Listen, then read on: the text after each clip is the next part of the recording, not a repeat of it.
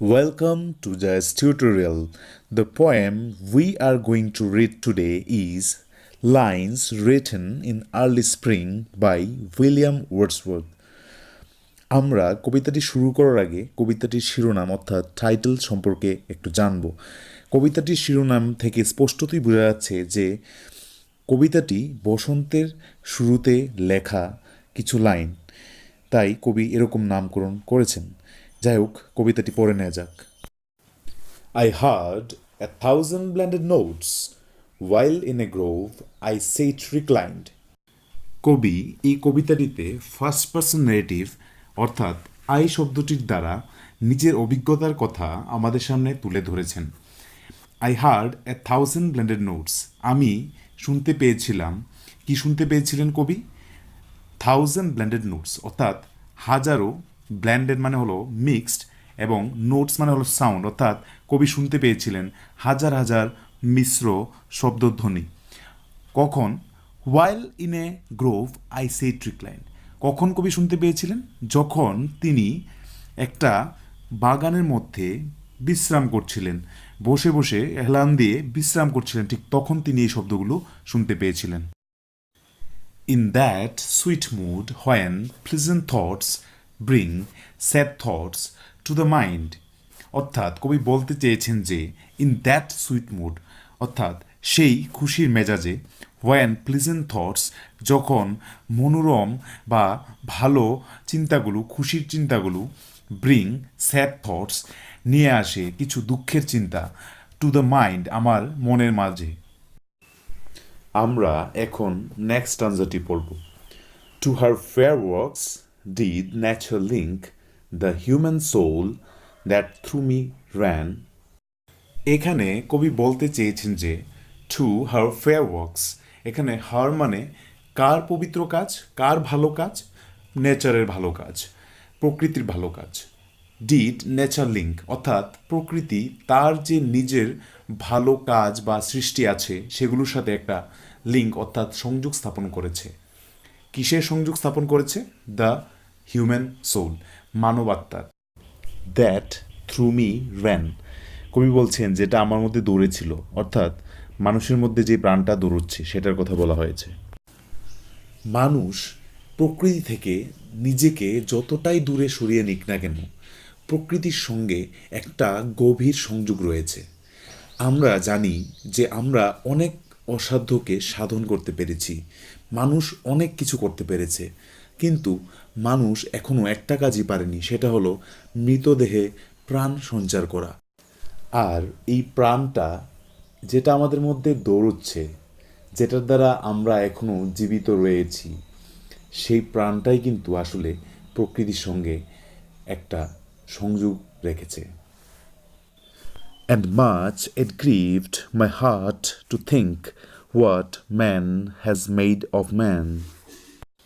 এখানে কবি বলছেন and much it grieved, আমার খুব দুঃখ হয়, my heart to think, আমার হৃদয়ে খুবই দুঃখ হয়, আমার হৃদয়ে ব্যথা অনুভূত হয়, to think এটা ভাবতে, what man has made of man, অর্থাৎ মানুষ মানুষকে কি করেছে সেটা ভাবতে কবির হৃদয়ে ব্যথা অনুভূত হয়। আমরা যদি দেখি, লক্ষ্য করি ভালো করে, তাহলে দেখব প্রকৃতিতে প্রত্যেকেই প্রত্যেককে হেল্প করছে, অর্থাৎ প্রকৃতির প্রত্যেকটা সৃষ্টি একে অপরের উপর নির্ভরশীল। আমরা যদি একটা উদাহরণস্বরূপ নেই তাহলে দেখতে পাই যে গাছ, ধরে নেওয়া যাক একটা গাছ, সে কি করে? একটা গাছ সে জ্বালানি দেয়, সে অক্সিজেন দেয়, যেটা ছাড়া মানুষ বাঁচতে পারে না, যেটা ছাড়া প্রাণীকুল বাঁচতে পারে না। প্রাণীদেরকে শেল্টার দেয়, পাখিদেরকে শেল্টার দেয়, আশ্রয় দেয় তার ছায়ায়। খাদ্যের জন্য মানুষ গাছের উপর নির্ভরশীল, উদ্ভিদকুলের উপর নির্ভরশীল। আর অপর দিকে মানুষ কি করে চলেছে? মানুষ অপর দিকে নির্বিচারে বন ধ্বংস করে চলেছে, গাছ কেটে চলেছে। তাই কবির এসব ভাবনাগুলোই হয়তোবা কবির মনকে ব্যথিত করে তোলে। Let's read the next স্ট্যান্জা। Through primrose tufts in that green bower the periwinkle trailed its wreaths.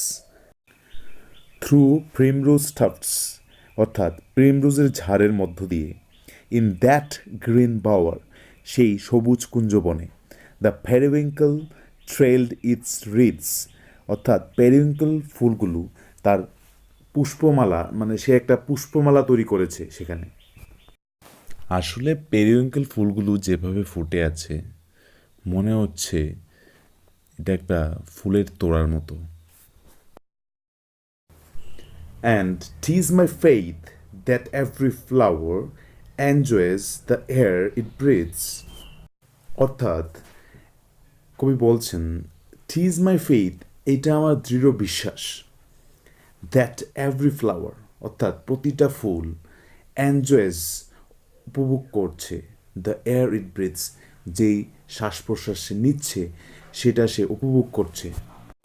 আমরা যখন কোনো ফুল দেখি তখন মনে হয় যেন ফুলটা খুবই সুখে রয়েছে, শান্তিতে রয়েছে এবং প্রকৃতিতে এটা নিজের জীবনটাকে খুবই সুন্দরভাবে উপভোগ করে চলেছে।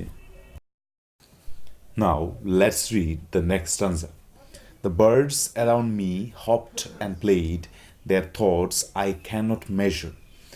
এখানে কবি বলতে চেয়েছেন যে the birds around me পাখিরা আমার চারপাশে হপড অ্যান্ড প্লেড, এখানে হপ মানে হলো ছোটো ছোটো লাফ দেওয়া, পাখিরা লাফাচ্ছিল, অ্যান্ড প্লেড খেলা করছিল, their thoughts I cannot measure তাদের যে চিন্তা ভাবনাগুলো অর্থাৎ তারা কেন খেলা করছিল, তারা কেন খুশি ছিল, তারা কেন লাফাচ্ছিল, আই ক্যানট মেজার, মেজার মানে হলো টু আন্ডারস্ট্যান্ড অর্থাৎ তাদের যে চিন্তা ভাবনাগুলো সেগুলো আমি বুঝতে পারছিলাম না।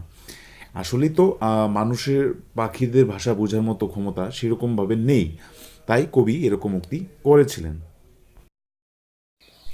But the least motion which they made it seemed a thrill of pleasure, এখানে কবি বলতে চাইছেন যে বাট দ্য লিস্ট মোশন যে ন্যূনতম অর্থাৎ যেই একদম ছোট ছোট যে মোশন, মোশন মানে হলো মুভমেন্ট, নড়াচড়া করা, হুইচ দে মেড পাখিরা যে নড়াচড়া করছিল, তারা যে মুভমেন্ট করছিল, ইট সিমড এটা মনে হচ্ছিল, এ থ্রিল অফ প্লেজার এটার মধ্যে একটা আনন্দের অনুভূতি রয়েছে, এটার মধ্যে একটা এক্সাইটমেন্ট, এটার মধ্যে একটা রোমাঞ্চকর অনুভূতি রয়েছে, সেটাই কবি বলতে চেয়েছেন।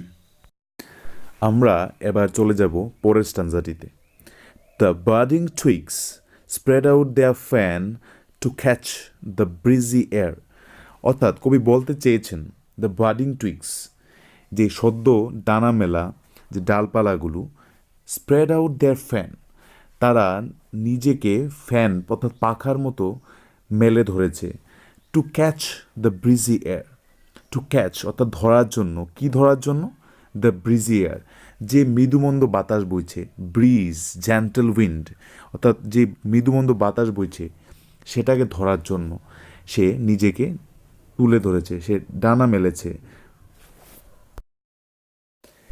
And I must think do all I can that there was pleasure there অর্থাৎ কবি বলতে চাইছেন যে I must think do all I can আমি যতদূর পর্যন্ত ভাবতে পারি অর্থাৎ আমার ভাবনা যতদূর পর্যন্ত যায় আমি বুঝতে পারি দ্যাট দেয়ার ওয়াজ প্লেজার দেয়ার যে ওইখানে মানে সেখানেও আনন্দ রয়েছে, অর্থাৎ এই যে নতুন জন্মানো সদ্য জন্মানো যে ডালপালাগুলো পাখার মতো নিজেকে মেলে ধরেছে বাতাসটাকে ধরার জন্য, সেটার মধ্যেও একটা আনন্দ রয়েছে, কারণ প্রকৃতির মধ্যে সকলেই সুখে আছে, শান্তিতে আছে, সবাই আনন্দে আছে।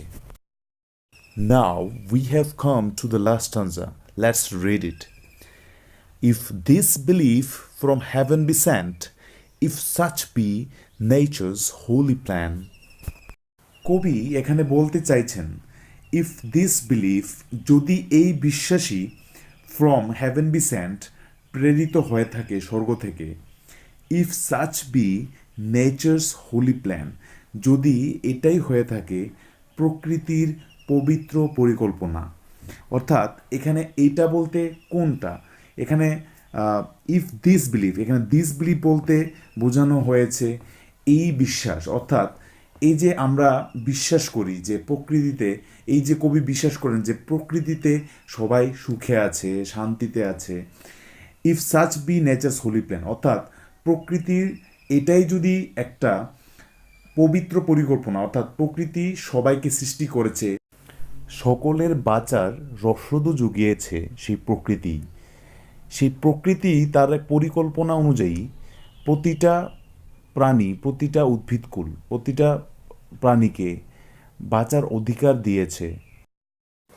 Have I not reason to lament what man has made of man? এখানে কবি মনে একটা প্রশ্ন, যদি সব কিছু প্রকৃতির পবিত্র পরিকল্পনা হয়ে থাকে, যদি স্বর্গ থেকে এই বিশ্বাস প্রেরিত হয়ে থাকে, তাহলে আমার কি দুঃখ করার বা বিলাপ করার কোনো কারণ নেই? What man has made of man, মানুষ মানুষকে যা করেছে। অর্থাৎ কবির মন এখানে ব্যথিত হয়েছে।